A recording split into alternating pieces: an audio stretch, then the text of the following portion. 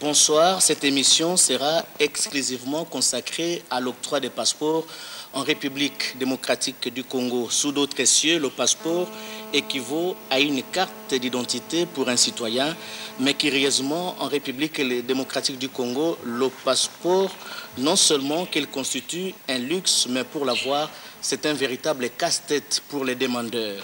Après 1001 réflexions à ce sujet, les gouvernements congolais, par l'entremise du ministère des Affaires étrangères, a pris l'option de réglementer les choses pour ainsi mettre fin à ce désordre qui a élu domicile dans ce secteur, d'où l'impression et la mise en circulation de nouveaux documents appelés passeports biométriques. C'est une véritable révolution menée pour arriver ainsi à satisfaire les Congolais demandeurs en un laps de temps, satisfaire aussi les pays étrangers qui commençaient à redouter les anciens passeports délivrés en République démocratique du Congo et même au niveau des chancelleries congolaises à l'étranger. Mais pour justement parler des passeports biométriques, nous avons sur ce plateau le ministre des Affaires étrangères, Alexis Ntambwe-Mwamba, qui aura également l'occasion de répondre aux questions de Jean-Pierre-Henri Kasangana Mbengu, avec qui nous présentons cette émission. Monsieur le ministre, bonsoir. Bonsoir.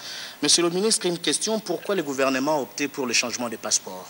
Je pense qu'il était évident que de par le monde, on considérait que nos passeports, qui constituent une pièce d'identité pour l'étranger, étaient les documents qui étaient les plus trafiqués au monde.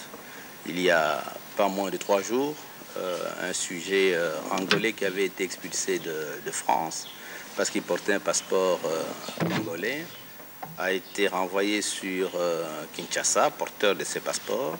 Et c'est Kinshasa qui va constater qu'en réalité, c'est un Angolais qui va le remettre dans le même avion. Nous avons souffert d'un trafic extrêmement important de cette pièce d'identité majeure qui fait que, sur le plan international, nos passeports n'avaient plus aucune considération. Des trafiquants de toutes sortes, de trafiquants de drogue, de trafiquants de toutes sortes, sont porteurs de passeports diplomatiques congolais ou de passeports de service. Et il a été important qu'à un moment donné, le gouvernement décide de réglementer la matière. Pas seulement sur une simple décision du gouvernement, mais aussi les normes internationales aujourd'hui exige qu'on puisse avoir parmi les titres de voyage à l'étranger des passeports qui soient tout à fait fiables. Dans la situation où on s'est trouvé aujourd'hui, nos passeports n'avaient aucune espèce de considération, ce qui faisait que le porteur, notamment d'un passeport diplomatique, était considéré avec la plus grande suspicion dès qu'il présentait son passeport quelque part. Avant de passer la parole à Jean-Pierre-Henri Kasangana Mbengu, monsieur le ministre, il y a combien de types de passeports qui sont aujourd'hui à la disposition de votre ministère pour l'octroi aux demandeurs? Ils sont au nombre de 4. Lesquels? Le passeport normal, ordinaire, pour tout citoyen congolais.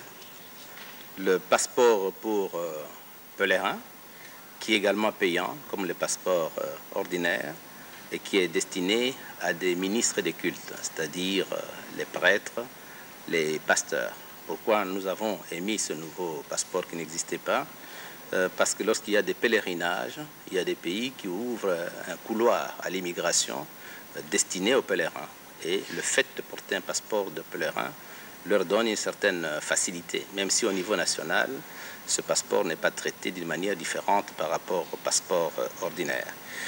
Il y a le passeport de service qui est destiné uniquement aux fonctionnaires de l'État, plus à nos sportifs quand ils partent pour concourir quelque part, et ensuite le passeport diplomatique qui est réservé à une catégorie extrêmement restreinte de personnalités de la République.